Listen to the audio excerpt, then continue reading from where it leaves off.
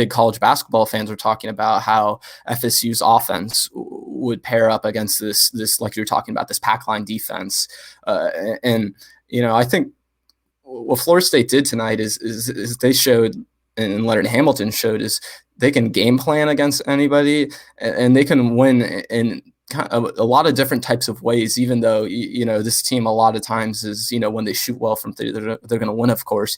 But it was that, and then also they were able to handle that UVA defense so well to where, I believe MJ Walker was talking about in postgame, Raekwon Gray and Scotty Barnes, when they drive to the basket and they have those defenders collapse in on them, they can see over those players and make the best play every single time because they're such good playmakers and they have such a good feel for the game. And then because of that, when you're hitting as many shots as FSU was tonight, the offense is going to explode, no matter if you're playing UVA or any other ACC team for that matter.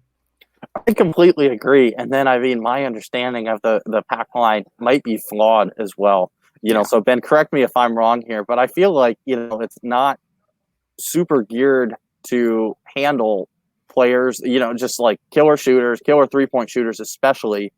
And Florida State was just shooting the ball lights out tonight. I think especially after that first kind of hiatus that they had after that Clemson game. This is way back when now in December. Yeah. They've just seemed like they've shot the ball, not really fantastic, almost every single game. So, and I don't think tonight was, not like the astronomical margins that we saw in the NC State game, but that's enough, I think, to certainly keep them in the game. And that's what, I think when it comes down to execution, there's not much room for error against a defense like that. You start shooting, you start falling under, I'd say 40% or something like that. I think that's where a game can get sideways really fast. And I don't think we ever really saw a slip in FSU's game. Virginia got out to that 6-2 lead or something was the most that I can recall them ever being ahead in this one. And then it was just all FSU. I think they are kind of able to, and again, Coach Hamilton talked about just the aggressiveness that was needed to handle Virginia.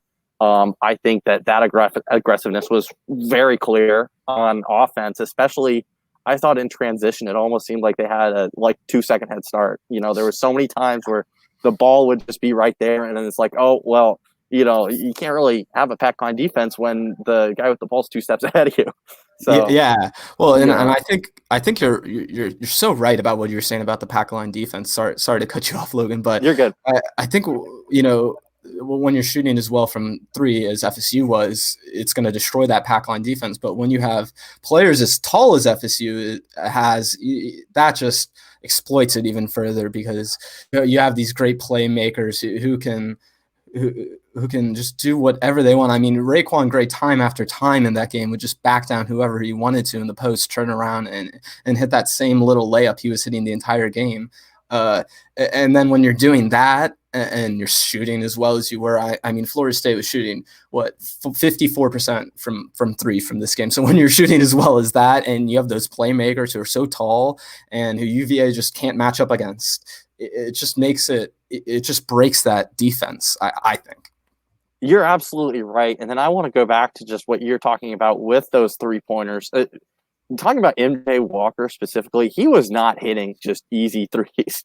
No. I think he probably hit 2 or 3 from that point on. I'm looking at the logo right now, so I'm going to do my best to explain it. Where there's kind of the feather that has the FSU logo on it.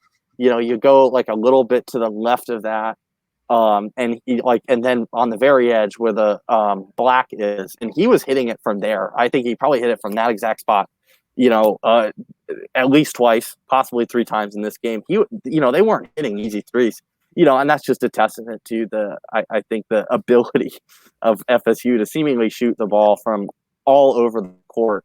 And I think they really just maximized the opportunities that they had. I don't know that just when they had the ball, they were able to get buckets, get 3-pointers. And I think against a pack line defense like Virginia, that was critical.